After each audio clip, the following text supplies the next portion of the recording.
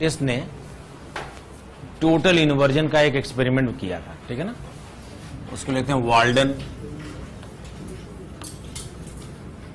वाल्डन्स experiment.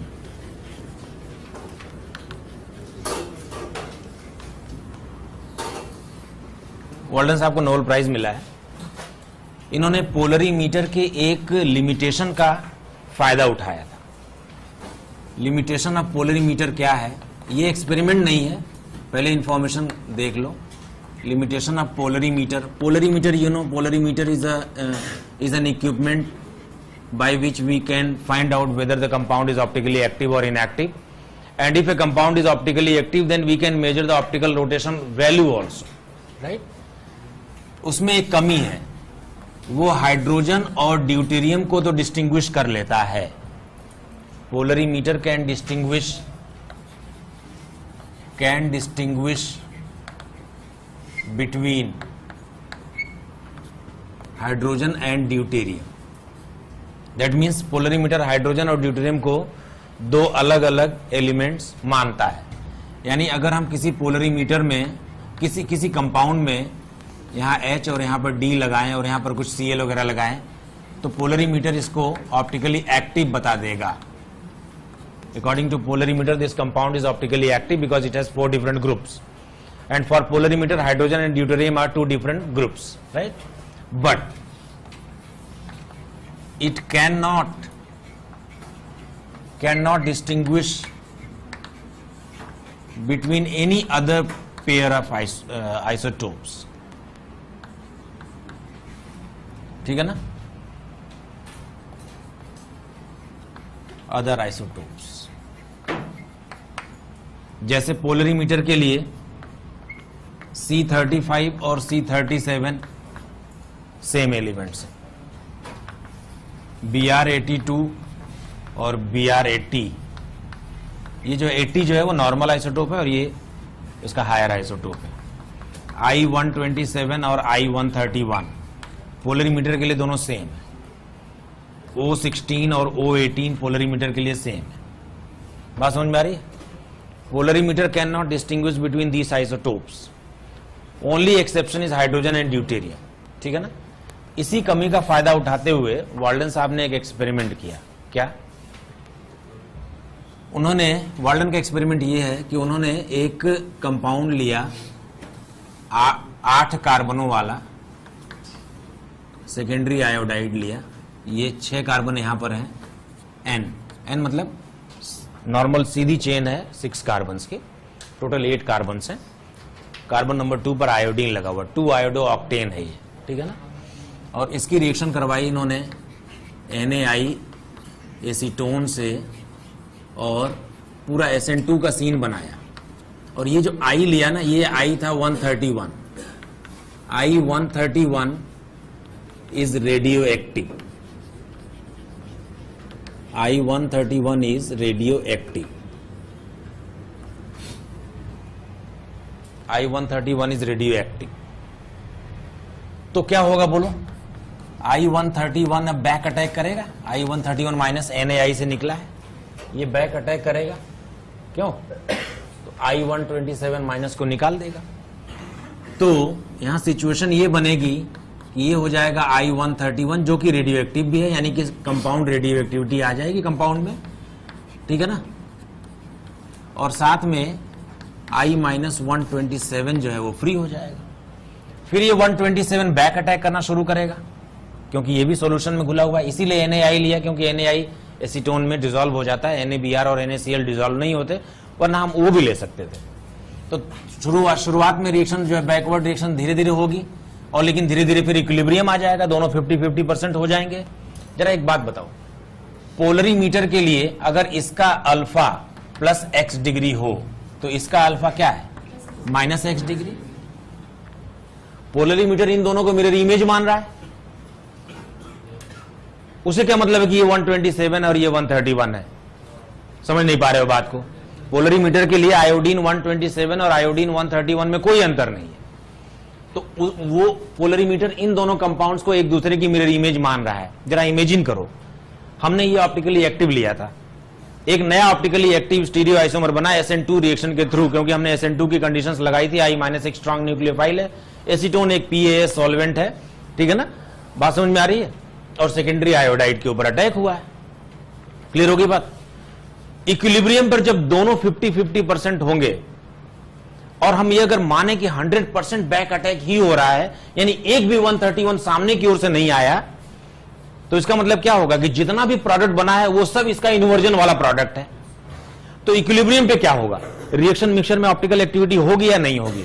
जब 50% ये बचा रह जाएगा और 50% ये बना रह जाएगा, नहीं होगी।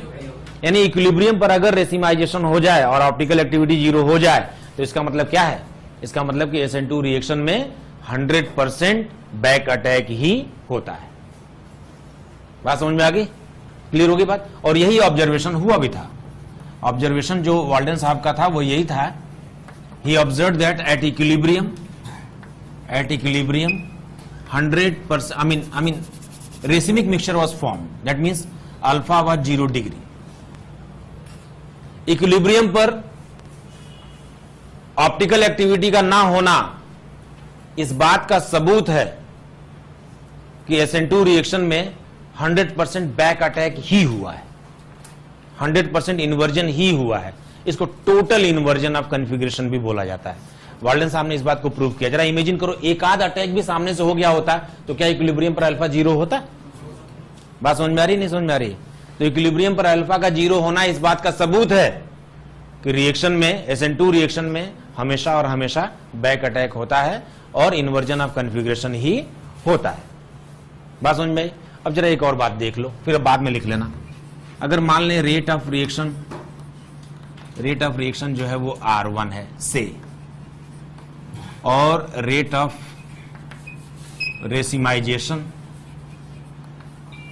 रेसिमाइजेशन जो है वो R2 है, तो R1 और R2 में रिलेशन क्या होगा?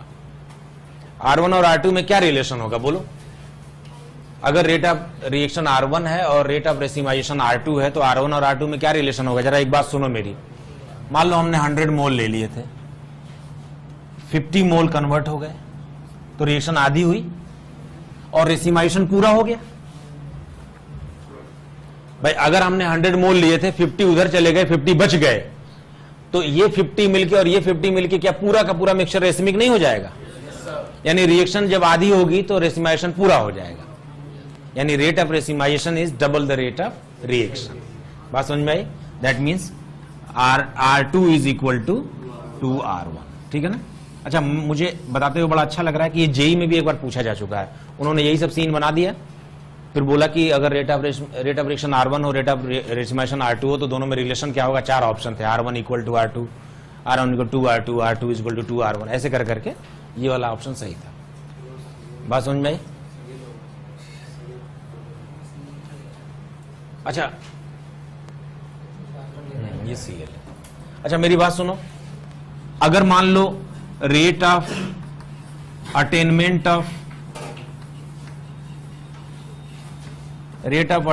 ऑफ रेडियो एक्टिविटी की बात करें, I-131 तो रेडियो एक्टिव है ना? क्यों? अगर मान लो ये R3 हो, तो क्या R1 is equal to R3 होगा? यानी जैसे जैसे रिएक्शन आगे बढ़ेगी वैसे वैसे रेडियो एक्टिविटी आती जाएगी। अगर 1 मोल कन्वर्ट होगा तो 1 मोल रेडियो एक्टिव सब्सटेंस बन जाएगा। क्या कहते हो? तो rate of attainment of radioactivity is equal to the rate of reaction and rate of racemisation is double the rate of reaction. क्योंकि एक मॉलिक्यूल भी अगर उधर बना प्रोडक्ट का, तो एक प्रोडक्ट का और एक रिएक्टेंट का मॉलिक्यूल मिलकर रेसिमिक हो जाएंगे, 2 मॉलिक्यूल आपस में रेसिमिक हो जाएंगे। समझ नहीं पा रहे हो? क्लियर हो रही बात? ठीक से इस बात को समझ लो, बाद में मेरे पास मत आना। जब से मैंने उस बैच में पढ़ाया ना, रोज मैं यही बात बता रहा हूं सबको अलग अलग। एक बार फिर से समझ लें, 100 मोल हमने लिया, आधी रिएक्शन हो गई, आधी यानी 50 इधर कन्वर्ट हो गए, इधर कितने बच गए? 50 इधर बच गए, 50 उधर कन्वर्ट हो गए, तो पूरा का पूरा मिक्सचर कैसा हो गया? रेसिमिक मिक्सचर हो गया। यानी कि रिएक्शन आधी होगी तो रेसिमाइजेशन कंप्लीट हो जाएगा। समझ रहे हो कि नहीं समझ रहे हो? 1 मोल भी प्रोडक्ट का बनेगा तो 1 मोल प्रोडक्ट का और 1 मोल रिएक्टेंट का मिलके रेसिमिक हो जाएंगे। बात समझ में आ रही? 2 मोल रेसिमाइजेशन का हो जाएगा, रेसिमिक मिक्सचर का हो जाएगा। क्लियर हो गई बात?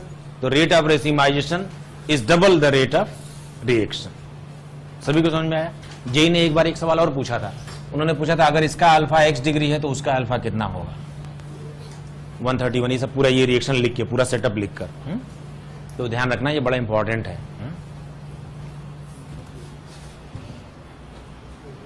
Affecting the rate of SN2।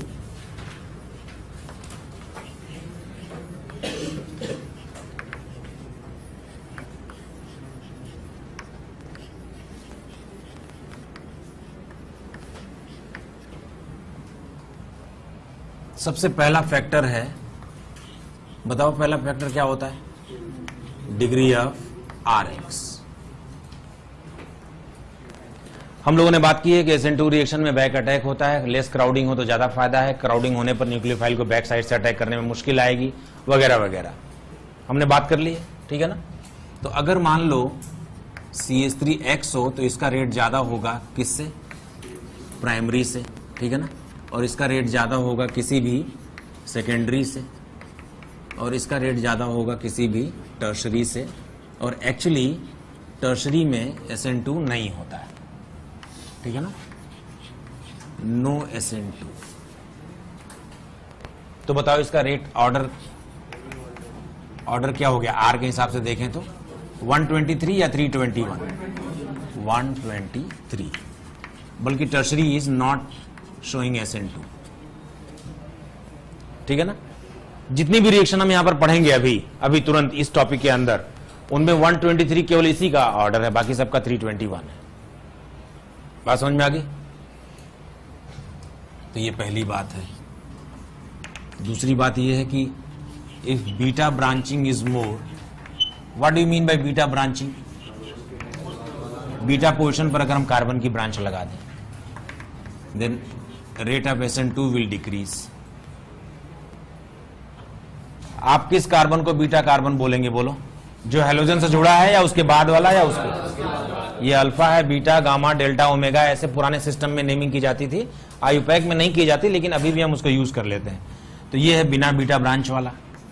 अगर हम बीटा ब्रांचिंग लगा दें, है तो ये प्राइमरी हैलाइड, लेकिन बीटा ब्रांचिंग की वजह से क्या हुआ? क्राउडिंग बढ़ गई, तो रेट ऑफ रिएक्शन क्या हो जाएगी? कम हो जाएगी, ठीक है ना? और अगर आपने ऐसे कर दिया, ठीक है ना, तो और कम हो जाएगी। ये नियोपेंटाइल हैलाइड में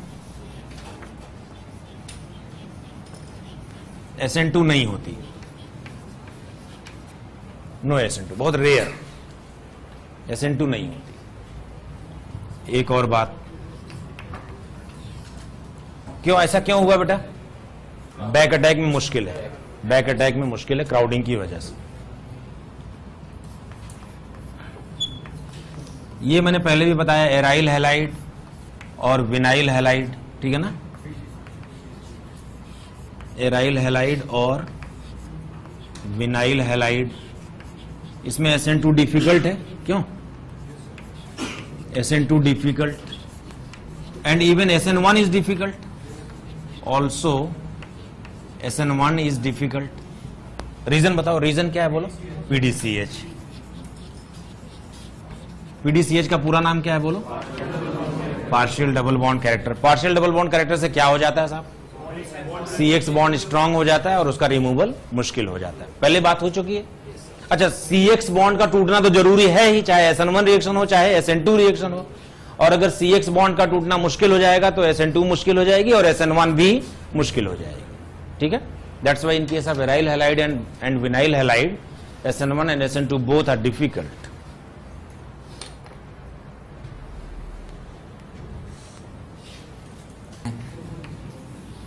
क्या हम लोग लिखें? लिखो, since there is a partial minus charge, partial minus तो समझते हो ना, ऐसे, since there is a partial negative charge on TS, I repeat, since there is a partial negative charge on TS, so in presence of EWG, what do you mean by EWG? Electron withdrawing group. The reaction becomes faster. In presence of EWG, the reaction becomes faster. Why? Tell me why? क्योंकि तब TS stable हो जाएगा. Stable the TS, faster the reaction. Stable the intermediate, faster the reaction. ठीक है ना? बात समझ में आ गई क्या? यानी कि अगर मान लो हमने यहां एक CHO लगाया और CH3X लगाया तो इसकी रिएक्शन CH3X से ज्यादा फास्ट होगी. बोलो क्यों? ये EWG है ना, तो ये जो पार्शियल नेगेटिव चार्ज जो TS पर क्रिएट होगा उसको ये स्टेबलाइज कर लेगा अपने -I से. In presence of any EWG, SN2 reaction will be fast. Understand? Why? Because TS gets stabilised. Why TS gets stabilized? Because TS is having a partial negative charge overall. Understood? अगर मैं मान लो यहां पर कुछ examples ले लूं और मैं आपसे कहूं कि रेट ऑफ SN2 का ऑर्डर बताओ, तो बताओगे क्या? चलो बोलो. First second rate of SN2 बोलो. First is faster than second. Less crowding से ज्यादा हो जाएगा. ठीक है ना?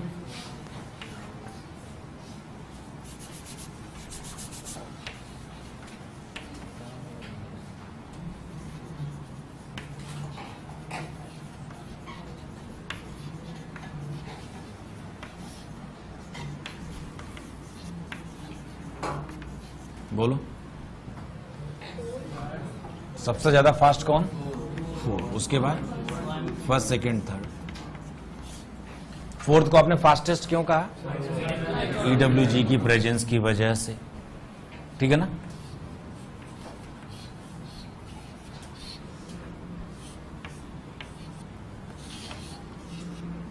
बोलो.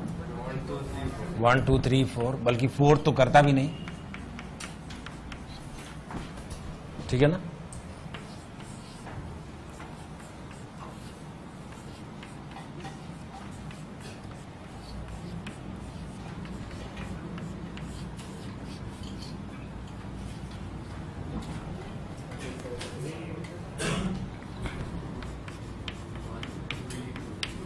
टू सबसे कम क्यों होगा और 1 सबसे ज्यादा क्यों होगा? -I नजदीक है. समझ में आई बात? चलो विल कंटिन्यू.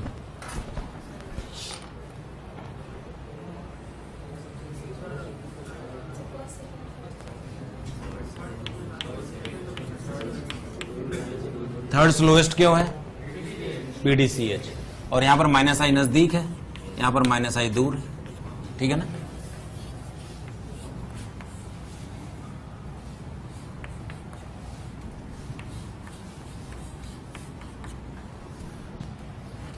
बोलो. ज्यादा क्यों? -I is more. sp carbon का -I sp2 से तो ज्यादा ही होगा ना. क्यों?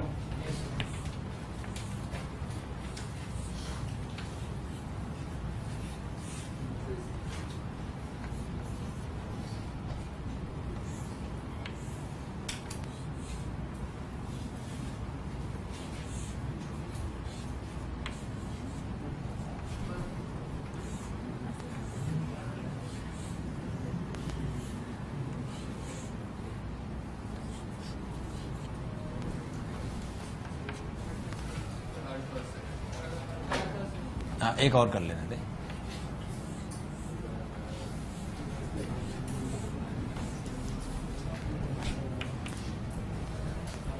बोलो. 3 सबसे पहले, उसके बाद फर्स्ट, फिर सेकंड, फोर्थ क्यों कम? ब्रिजेड. ब्रिजेड होने पर मुश्किल हो जाएगी. क्यों?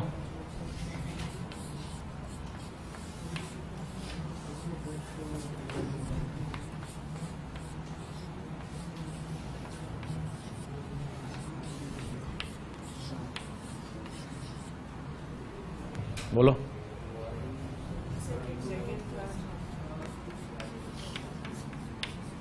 फर्स्ट को स्लोएस्ट क्यों कहा? ब्रिज हेड होने की वजह से।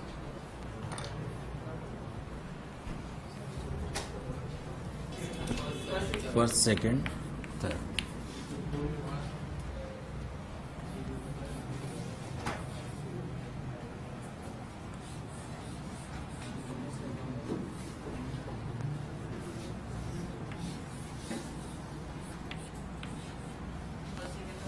First, second, third.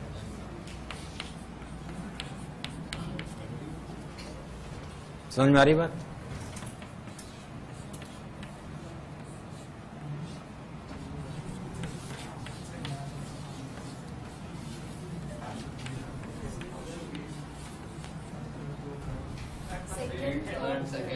Three two one.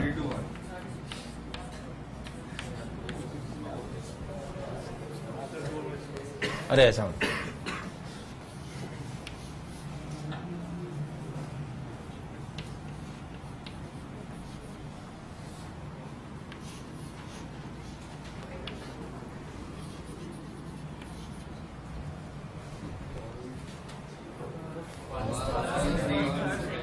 One three to.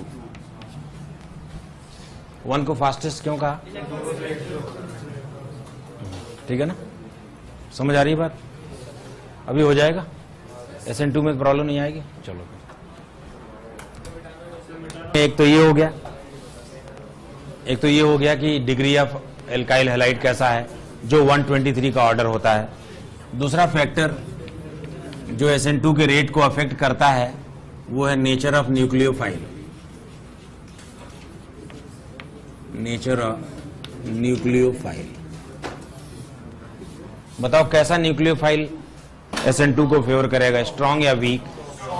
क्योंकि अगर स्ट्रांग होगा तभी वो अटैक कर लेगा, वीक होगा तो लीविंग ग्रुप को पहले लीव करने का मौका देगा, कार्बोकेटायन बन जाएगा और वो SN1 का केस होगा। ठीक है ना, तो हम लिख लेंगे strong nucleophiles favour SN2 strong nucleophiles favour SN2 reactions. क्यों? क्योंकि इन केस ऑफ SN2 रिएक्शन ये जो न्यूक्लियोफाइल है इसको बैक साइड से आना है, ठीक है ना, और इस पर अटैक करना है और फाइनली इन्वर्जन के साथ इसको वहां अटैच हो जाना है। ठीक है ना, यही SN2 का केस है ना। SN1 में क्या होता? अगर ये वीक होता तो, अगर मान लो न्यूक्लियोफाइल वीक होता तो क्या होता? तो पहले ये X माइनस निकल जाता, कार्बोकेटायन बन जाता, रीअरेंजमेंट वगैरह हो जाता, तब न्यूक्लियोफाइल आता फास्ट स्टेप में। क्यों? तो ये बना लेता RNA, तब ये SN1 का केस होता। ठीक है, तो SN1 के लिए वीक न्यूक्लियोफाइल, SN2 के लिए स्ट्रॉन्ग न्यूक्लियोफाइल। सारे निगेटिवली चार्ज्ड न्यूक्लियोफाइल स्ट्रॉन्ग है और अमोनिया, एमाइन ये सब भी स्ट्रॉन्ग है जो न्यूट्रल है। ठीक है, तीसरा है नेचर ऑफ सॉल्वेंट।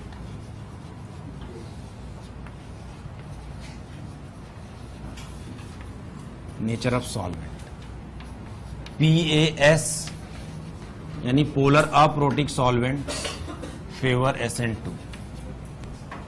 मैंने आपको बताया था कि पोलर प्रोटिक सॉल्वेंट्स जो हैं वो SN1 को फेवर करते हैं क्योंकि वो उसको आयोनाइज भी करवाते हैं और उन आयंस को स्टेबिलाइज भी करवाते हैं। SN2 में हमें आयंस नहीं बनाने, इसलिए PAS ही फेवर करते हैं। जैसे मान लो हम ले लें CH3Cl, ठीक है ना, इस पर कोई न्यूक्लियोफाइल ले लेता हूं, स्ट्रॉन्ग न्यूक्लियोफाइल कोई ले लो, KCN ले लो, ठीक है ना, और हमने कोई PAS ले लिया तो R, मान लो ये रिएक्शन है, रेट ऑफ रिएक्शन है RPAS। अगर हमने इसी पर कोई PPS ले लिया, RPPS, कोई नॉन पोलर ले लिया RNP, तो बताओ रेट क्या होगा? SN2 का रेट ऑफ SN2 सबसे ज्यादा किसके लिए होगा? RPAS के लिए, फिर RPPS, और उसके बाद नॉन पोलर तो कम हो जाएगा। ठीक है ना,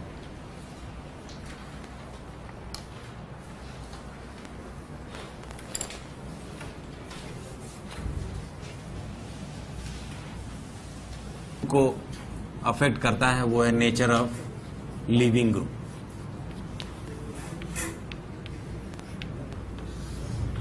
good leaving group favours SN2 also SN1। देखो लीविंग ग्रुप का तो अच्छा होना जरूरी है। अगर हम ऑर्डर ऑफ लिखें, ऑर्डर ऑफ रेट RX में X के लिए लिखें तो RI सबसे पहले, फिर RBR, फिर RCL, फिर RF, क्योंकि I माइनस एक अच्छा लीविंग ग्रुप है। I minus is a good leaving group as well as it's a good nucleophile. तो गुड लीविंग ग्रुप का होना तो SN1 और SN2 दोनों के लिए ही जरूरी है। अगर कोई ऐसा लीविंग ग्रुप है जो लीव करने के लिए तैयार नहीं है तो रिएक्शन नहीं होगी। ठीक है ना? कुछ एग्जांपल्स देख लेते हैं, जरा बताना। मान लो हमने Cl ले लिया, MEO माइनस K प्लस ले लिया, तो क्या हो जाएगा? SN2 रिएक्शन हो जाएगी। क्यों? प्राइमरी एल्काइल हैलाइड है, स्ट्रॉन्ग न्यूक्लियोफाइल है। क्यों? अगर सेकेंडरी एल्काइल हैलाइड ले लें, स्ट्रॉन्ग न्यूक्लियोफाइल ले लें, एसीटोन PAS ले रखा है, कौन सी रिएक्शन होगी बोलो? रीअरेंजमेंट होगा क्या? नहीं। क्यों भाई?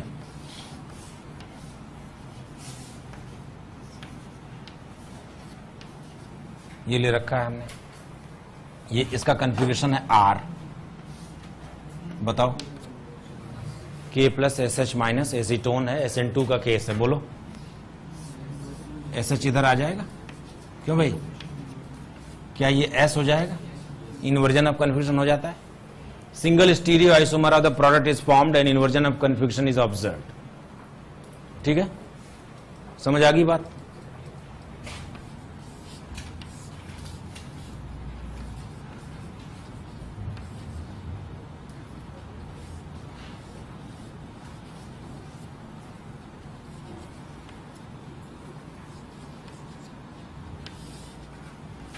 बोलो,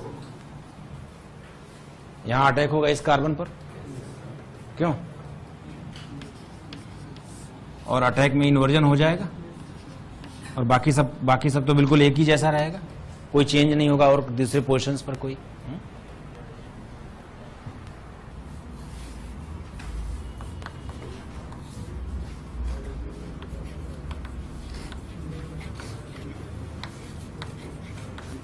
बोलो, क्या बनेगा? बोलो, कोई रीअरेंजमेंट? I की जगह CN आ जाएगा।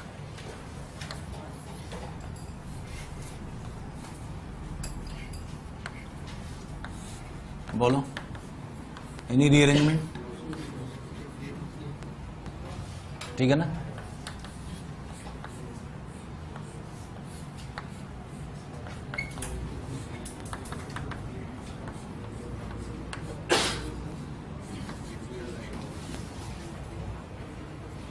आ जाएगा? क्यों भाई? हो जाएगा ये?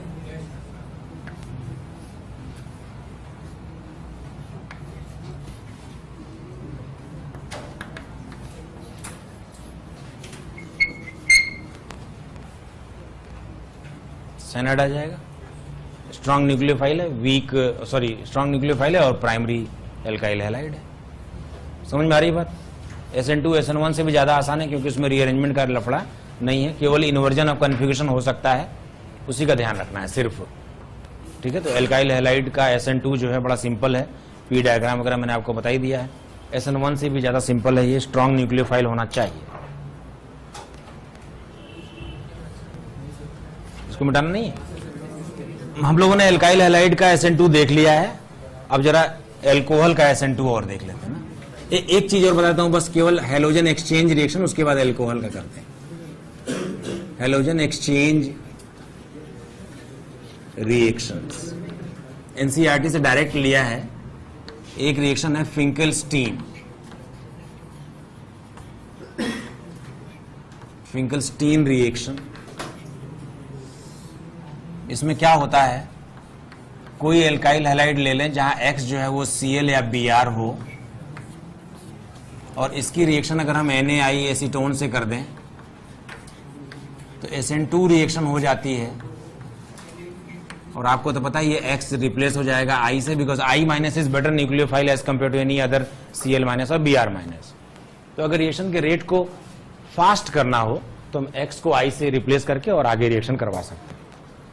मान लीजिए मैं कोई SN2 रिएक्शन इसमें करवानी थी, इसमें SH माइनस लगाना था, तो हमने पहले इसको I से रिप्लेस कर दिया तो रिएक्शन और फास्ट होने लग जाएगी, because I minus is a good leaving group at the same time. एक और तरीका है, इसका एक और यूज है। मान लीजिए हमने यहाँ एक Cl ले रखा है, चलो देखो जरा इधर बेटे, यहाँ हमने एक Cl ले रखा है, इसका कॉन्फ़िगरेशन बता दो, R है कि S है, बोल दो, बोलो R है ये। अब मान लो हम ये चाहते हैं, आपको बताना है कि कैसे कर पाएंगे हम इसको। मान लो हमने यहाँ SH लगवाना है, PH H और D, और ये R का R ही रहना चाहिए। अगर हम SN1 वाले मेथड से जाएंगे तो रेसिमिक मिक्सचर बन जाएगा, और SN2 से जाएंगे तो इन्वर्जन हो जाएगा, ठीक है ना। तो हम क्या करते हैं, फिंकलस्टीन का मेथड लेते हैं। कैसे? सबसे पहले NaI एसीटोन से रिएक्शन करवाओ। ये कौन सी रिएक्शन होगी, SN1 SN2? SN2 होगी तो इन्वर्जन हो जाएगा और I माइनस बैक साइड में आ जाएगा। क्यों बेटा, हाँ या ना बोलो। ये एक बार इन्वर्जन हो गया और ये S बन गया। अब क्या करूं बोलो, अब K प्लस और SH माइनस से अटैक करवा दो, फिर से SN2 रिएक्शन होगी, फिर से इन्वर्जन होगा, और जब इन्वर्जन होगा तो ओवरऑल क्या हो जाएगा, ये इन्वर्जन प्लस इन्वर्जन का रिजल्ट क्या होगा, retention. Inversion plus inversion is retention. कोई कॉन्फ़िगरेशन दो बार अगर इन्वर्ट हो जाएगा तो फाइनली वो ओरिजिनल कॉन्फ़िगरेशन में चला जाएगा, ठीक है ना। तो ये फिंकलस्टीन का फायदा है। क्लियर है? मैंने गलत कर दिया क्या? SH, it is SH of course, KSH minus लिया है, ठीक है। RX ले लें, X जो है वो ClBr I हो सकता है, और अगर AgF से रिएक्शन करवाएं तो RF बन जाता है। फ्लोरो अल्केन बनाने के लिए this is the best reported reaction so far, and the reaction is SN1. Mechanism of the reaction is SN1 because Ag plus is a very fond of X minus, तो carbocation बना लेगा, फिर F minus वहां attack कर लेता है। Although F minus is weak nucleophile in water, but it attacks due to carbocation formation, ठीक है। तो ये दो हेलोजन एक्सचेंज रिएक्शंस हैं, एक SN2 से जाती है और एक SN1 से जाती है। फिंकलस्टीन इज मोर यूजफुल, उसका यूज भी बता दिया है।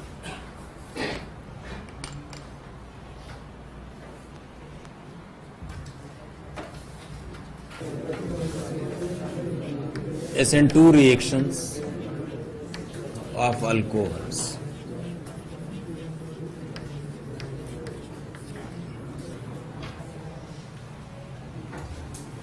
बहुत रेयरली अल्कोहल HX के साथ SN2 करता है। This reaction is very rare. एक अल्कोहल है ब्यूटेन 1-ऑल, जब उसकी रिएक्शन HBr से कराई गई तो 1-ब्रोमोब्यूटेन मिला।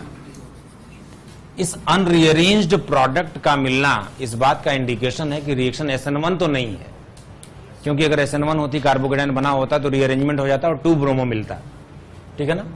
तो ये बिल्कुल स्पेसिफिक रिएक्शन है। केवल 4 ऐसे अल्कोहल्स हैं, मीथेनॉल, इथेनॉल, प्रोपेन 1-ऑल और ब्यूटेन 1-ऑल। ये चारों एक्सपेरिमेंटली ऐसा पाया गया कि ये HBr या HI के साथ, या हम ऐसे भी लिखते हैं NaBr और H2SO4, मतलब H प्लस ले लिया और Br माइनस ले लिया, इसके साथ SN2 करते पाए गए। इन चारों के अलावा HBr या HI के साथ SN2 का कोई और केस नहीं है एल्कोहल में। इसकी बात तब की जाएगी जब स्पेशली यही पूछा जाएगा, वरना एल्कोहल HX के साथ SN1 करता है, उसका हमने रिएक्शन वगैरह लिख रखा है, ल्यूकस वगैरह भी लिख रखा है, Cl ZnCl2। लेकिन ऐसा नहीं कि एल्कोहल SN2 करता नहीं है। एल्कोहल फास्फोरस हैलाइड्स के साथ PX3 हो या PX5 हो, उसके साथ ओनली SN2 रिएक्शन होती है। Alcohol with phosphorus halides is only SN2।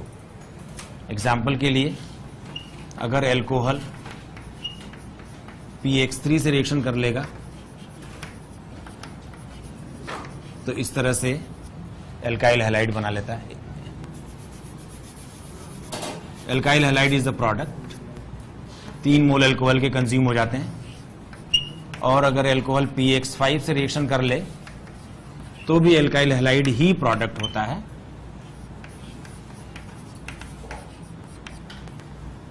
इसका नाम है फॉस्फोराइल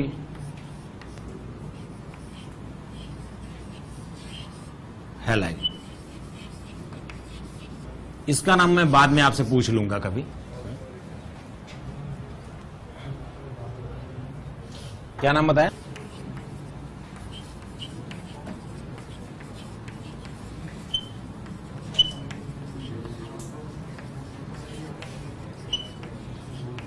चलो बता।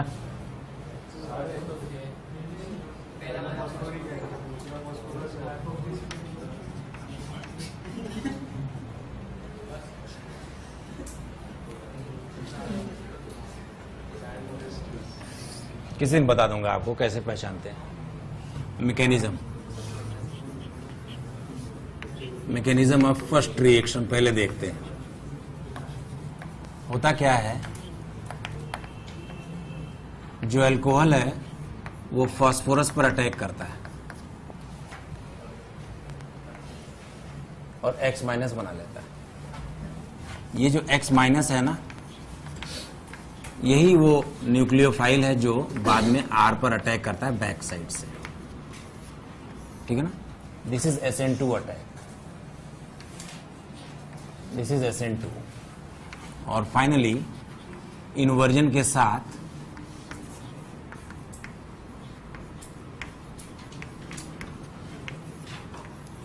साथ ये रिएक्शन हो जाती है। ये SN2 प्रोडक्ट, ये फास्फोरस का अभी भी हैलोजन है, तो अभी 2 और मोल ऑफ एल्कोहल को वो वापस से अटैक करवा सकता है। ठीक है, तो S3PO3 बना लेता है। समझ आ गई बात? क्लियर होगी बात? X- उसी फास्फोरस हैलाइड से निकलता है जो बैक अटैक करके SN2 रिएक्शन करवाता है। सेकेंड रिएक्शन की मैकेनिज्म देख लो।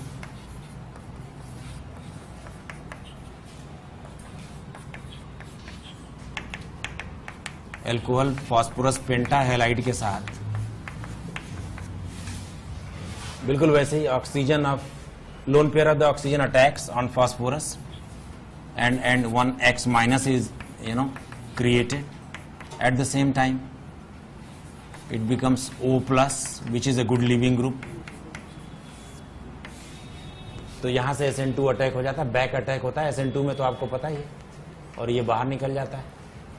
तो ये बन गया XR जो SN2 अटैक के दौरान बनेगा, और ये बन गया OH PX4। ये सेल्फ डिसोसिएटेड होकर HX और POX3 बना लेता है। ये सेल्फ डिसोसिएशन से ऐसा बना लेता है, और ये इन्वर्जन प्रोडक्ट यहां बन जाता है। समझ में आ गई बात? तो फास्फोरस हैलाइडों के साथ एल्कोहल SN2 रिएक्शन करता है। क्लियर है बात? तो जाहिर है R जो है वो टर्शरी या वैसा नहीं होना चाहिए जहां SN2 अटैक संभव नहीं हो। ठीक है, नहीं मिटाना है क्या? एल्कोहल SN2 रिएक्शन करता है, वो है विद SOCl2। यहां पर एक स्पेशल रिएक्शन की बात भी करेंगे। 2 रिएक्शंस हैं। अगर एल्कोहल SOCl2 से रिएक्शन करे, ether is the solvent and suppose a base is taken, समझो पिरिडीन ले लिया। पिरिडीन का फॉर्मूला आपको पता है, पिरिडीन ले लिया। ठीक है ना? कोई भी एक बेस ले लेते हैं, ऑर्गेनिक बेस। पिरिडीन इसलिए ले लेते क्योंकि पिरिडीन अच्छा न्यूक्लियोफाइल नहीं, लेकिन बेस अच्छा है, तो ये RCl बनता है। ये SN2 रिएक्शन है, और इसमें इन्वर्जन ऑफ कॉन्फ़िगरेशन भी होता है। लेकिन अगर यही बेस ना लिया होता तो ये एक बड़ी स्पेशल रिएक्शन होती। अगर हमने केवल SOCl2 लिया होता ईथर की प्रेजेंस में, तो भी RCl बनता, और इस रिएक्शन का नाम है SNI रिएक्शन। और इसमें रिटेंशन ऑफ कॉन्फ़िगरेशन होता है। तो SNI एग्जैक्टली आई कहाँ से आया ये भी बताऊंगा आपको। पहले जरा मैकेनिज्म देखें, मैकेनिज्म ऑफ फर्स्ट रिएक्शन। ये जो एल्कोहल है ना, एल्कोहल जो है वो SOCl2 पर रिएक्शन करता है। SOCl2 का सल्फर इलेक्ट्रॉन डेफिशिएंट है, तो इसने सल्फर पर अटैक कर दिया। तो अटैक करने से एक ऐसी स्थिति बनी है, आप देखें OH+ और O-, एक O+ है, एक O- है। तो यहां से ये जब डबल बॉन्ड O वापस बनाने आएगा, क्योंकि S double bond O is a strong bond, तो Cl- को फायर कर देगा और ये H+ अपना इलेक्ट्रॉन यहां छोड़कर जा रहा है। तो in a sense you can say that HCl is out, ठीक है ना। तो आप देखें RO SOCl बन गया और HCl आउट हो गया। ये जो HCl है, ठीक है ना, पहला स्टेप ये हो गया। दूसरे स्टेप में क्या होता है, हमने पिरिडीन ले रखा है, पिरिडीन हमने ले रखा है। वैसे तो HCl बड़ा लेस डिसोसिएटेड, हम लोगों ने कहीं लिख रखा है इस बात को, HCl is not dissociated actually, but because of the presence of base it will undergo acid base reaction and as a result it will form a salt, and because of this salt formation Cl- is available in the reaction vessel or reaction mixture.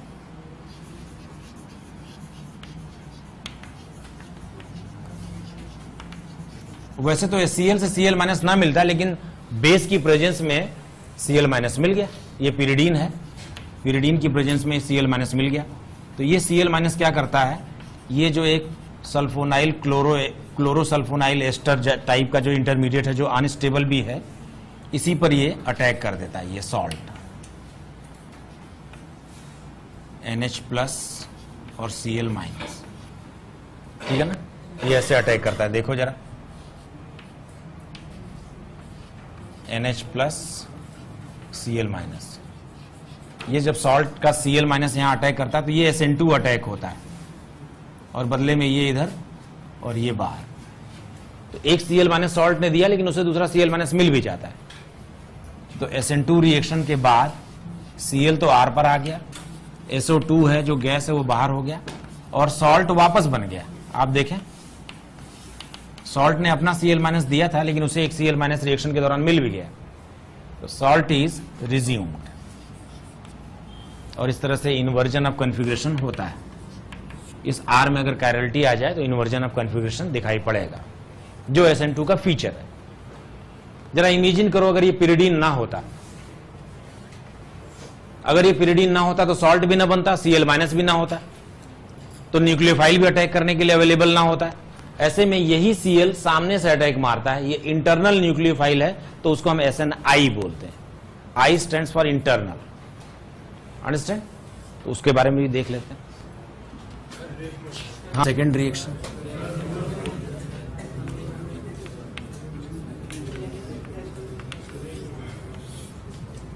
इसमें भी पहला step वही है कि alcohol का lone pair SOCl2 पर attack करेगा।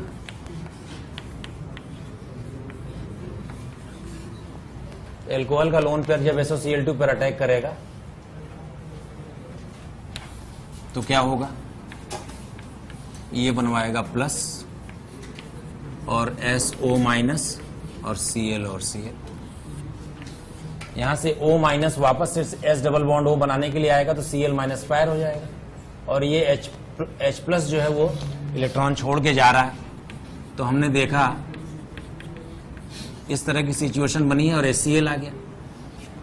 And since base is not present in this reaction, that's why HCl will not be dissociated, and that's the reason Cl- is not available.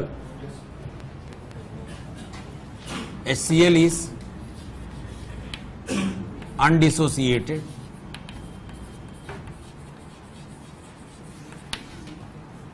that means Cl- is not available, ठीक है ना। ऐसे में क्या होगा, जब Cl- available नहीं है तो ये जो इंटरमीडिएट है ना, इसका ये जो Cl- है यही सामने से अटैक कर लेता है और SO2 बाहर हो जाता है। ये इंटरनल न्यूक्लियोफाइल है, and that's why reaction is SNI. And since the nucleophile attacks from the direction in which leaving group is leaving, and that's why retention of configuration. Nucleophile उसी डायरेक्शन में आया जिस डायरेक्शन में leaving group जा रहा था, तो configuration में भी कोई चेंज नहीं आया, ठीक है ना। So it is retention of configuration. आपको खुद पहचानना पड़ेगा कि ये SNI है। कैसे पहचानना होगा?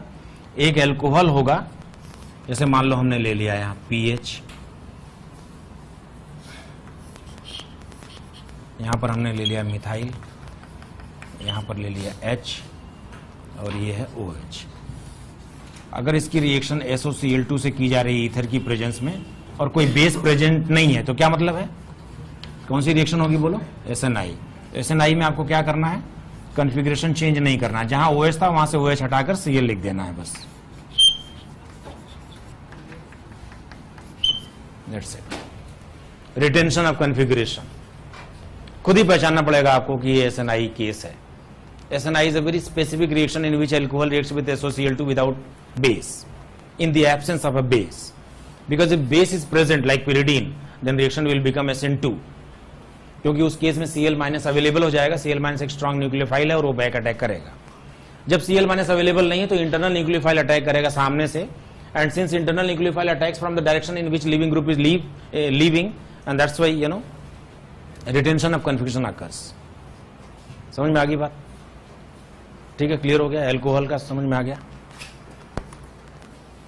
नोट करो।